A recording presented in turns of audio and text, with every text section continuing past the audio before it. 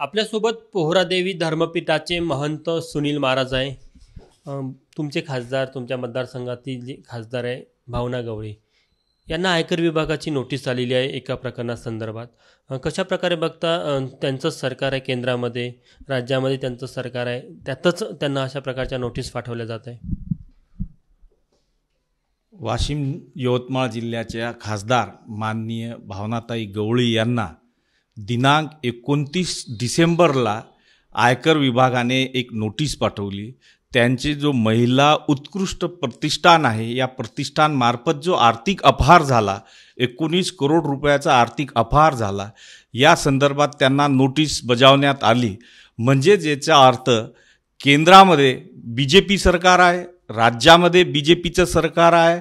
माननीय भावनाताई ह्या उद्धव ठाकरे साहेबांना सोडून शिंदे गटात झाल्या. म्हणजे ते सत्तेमध्ये असूनसुद्धा जेव्हा त्यांना ही नोटीस येते, मध्यंतरी आपल्याच माध्यमातून आम्ही बघितलं की गुजरातचं वॉशिंग पावडर सगळ्यांना क्लीन चिट देतो, पण इथे माननीय भावनाताईंना गुजरातचं वॉशिंग पावडर कामी आलेलं नाही. म्हणजेच या वेळेला त्यांना BJP किंवा शिंदे गटाकडून सीट मिळणार नाही किंवा लोकसभेची उमेदवार मिळणार नाही, हे याच्यावरून सिद्ध होते. मतदारसंघात काय खुसखुस पाहायला मिळते, काय चर्चा आहे? संपूर्ण मतदारसंघामध्ये, यवतमाळ वाशिम लोकसभा मतदारसंघामध्ये एक मानसिकता झालेली आहे की यवतमाळ वाशिम मतदारसंघ हा बंजारा बहुल आहे. या मतदारसंघामध्ये वसंतराव नाईक साहेबांनी लोकसभेचं प्रतिनिधित्व केलेलं आहे, सुधाकरराव नाईक साहेबांनी केलेलं आहे, हरिभाऊ राठोड साहेबांनी केलेलं आहे.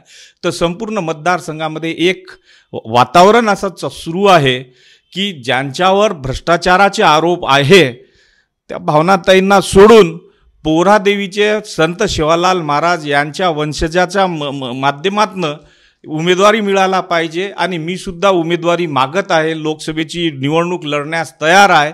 तर माझ्यासाठी एक चांगलं वातावरण निर्मिती झालेली आहे. माझा प्रचारसुद्धा सुरू आहे आणि येणाऱ्या लोकसभेमध्ये माननीय भावनाताईला जनता त्यांना धडा शिकवेलच, निश्चितच धडा शिकवेल. तुम्ही म्हणता की त्यांच्यावर जनता नाराज आहे, मात्र 5 टर्मच्या त्या खासदार आहे. देशामध्ये माननीय स्वर्गीय इंदिराजी गांधी जे आपल्या प्रधानमंत्री होता, ह्यासुद्धा पराभूत झाल्या. देशाचे दुसरे प्रधानमंत्री स्वर्गीय अटल बिहारी वाजपेयी हे सुद्धा पराभूत झाले. आणि 2019मध्ये राहुल गांधीसुद्धा पराभूत झालेले आहेत. त्याच्यामुळे हे माननीय भावनाताई पराभूत होणं ही काही मोठी गोष्ट नाही. यावेळेला निश्चितच जनता त्यांचा पराभव करणार आहे. आणि विशेष माननीय उद्धव ठाकरे साहेबांशी जी गद्दारी केलेली आहे, ती गद्दारी त्यांना जनता त्यांना या लोकसभेमध्ये पराभूत करून त्यांना धडा शिकून त्यांची जागा दाखवेल.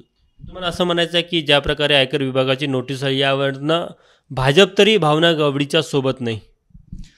निश्चितच. कारण आजपर्यंत जे भाजपमध्ये किंवा शिंदे सेनेमध्ये जे नेते गेले त्यांना वॉशिंग पावडरमुळे क्लीन चिटच मिळालेली आहे. परंतु माननीय भावनाताई गेल्यानंतरही, खासदार असूनही त्यांना आत्ता 29 तारखेला नोटीस आली.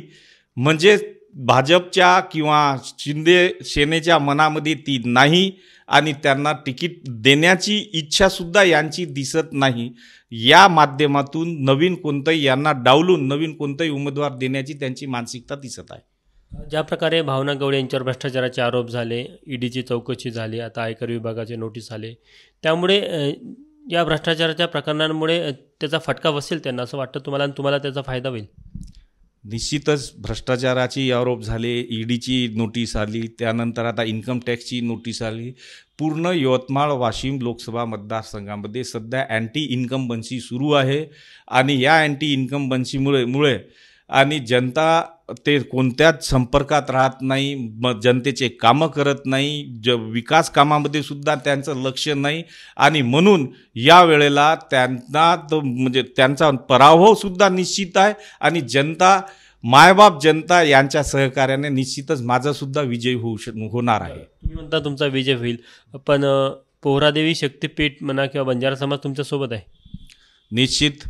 बंजारा समाजाची काशी पोहरादेवी या धर्मपीठाचा मी महंत आहे. जगद्गुरू संत सेवालाल महाराज यांचा मी 5व्या पिढीचा वंशज आहे. आणि बंजारा समाजाची एक मानसिकता झाली की आजपर्यंत आपण नेत्यांना परखलं, प्रत्येक नेत्यांना आपण साथ दिली. या वेळेला जसं राजस्थानमध्ये महंत निवडून आले, 7 महंत निवडून आले, MP मध्ये आता महंत निवडून आले, तर महाराष्ट्रात सुद्धा महंतांना पुढे करून त्यांना आपण लोकसभेमध्ये विजयी करू असं जनतेने एक ठाम निर्णय घेतलेला आहे. एक शेवटला प्रश्न, तुम्ही ज्या बंजारा समाजातनं येतात त्याच बंजारा समाजातनं संजय राठोड पण येतात, त्यांच्याबद्दल पोहरादेवी शक्तिपीठ किंवा बंजारा समाजामध्ये काय मत आहे? माननीय संजय राठोड हे एकटेच बंजारा समाजाचे नेते नाही, त्यापूर्वी बंजारा समाजाचे खरे नेतृत्व ज्यांनी केलेलं आहे, जे हरित क्रांतीचे प्रणेते वसंतरावजी नाईक साहेब, त्यानंतर जलक्रांतीचे प्रणेते सुधाकरराव नाईक साहेब यांनी पूर्ण राज्याचं बंजारा समाजाचं नेतृत्व केलेलं आहे, बहुजन समाजाचं नेतृत्व केलेलं आहे. आज त्यांचे पुतणे चिरंजीव इंद्रनील नाईक साहेब सुद्धा आहे, त्यांचे दुसरे पुतणे निलय नाईक आहे, आमदार राजेश राठोड हे काँग्रेसकडून आहे, त्यानंतर संजय राठोड पण आहे. पण यांना बाजूला ठेवून बंजारा समाज एक अशी मानसिकता झालेली आहे की हेच का, यांना सोडून नेहमी हेच, आणि यांच्या नंतर बंजारा समाजात दुसरा नेतृत्व तयार झालेलं नाही. म्हणून बंजारा समाजाने एक ठाम निर्णय घेतलेला आहे की यांच्या व्यतिरिक्त महंत ज्यांना एक धार्मिक आणि आध्यात्मिक अधिष्ठान आहे, याकरिता समाजाने मला पुढं केलेला आहे. तर हे सुनील महाराज आहे, बंजारा समाजाचे जो शक्तिपीठ आहे पोहरादेवी, इथले ते महंत आहे. निश्चितच सध्या वाशिम आणि यवतमाळ लोकसभा मतदारसंघाला घेऊन सर्वांचं लक्ष त्याकडे आहे, कारण की भावनागवडीतल्या 5 टर्मच्या खासदार आहे. मात्र यावेळेस ज्या प्रकारची परिस्थिती तयार झाली आणि जे नोटिसेस त्यांना आले, त्यांच्यावर जे भ्रष्टाचाराचे आरोप झाले, त्यामुळे सुनील महाराजांना पूर्ण विश्वास आहे की त्यांचा विजय होईल. किंवा इतकंच नाही तर ते म्हणतात की बंजारा समाज आणि पोहरादेवी शक्तिपीठ हे देखील त्यांच्यासोबत आहे. त्यामुळे पुढील काळात यवतमाळ वाशिम लोकसभा मतदारसंघामध्ये कशा प्रकारच्या राजकीय घडामोडी घडतात याकडे देखील बघणं सर्वांचं उत्सुकतेचं राहणार आहे.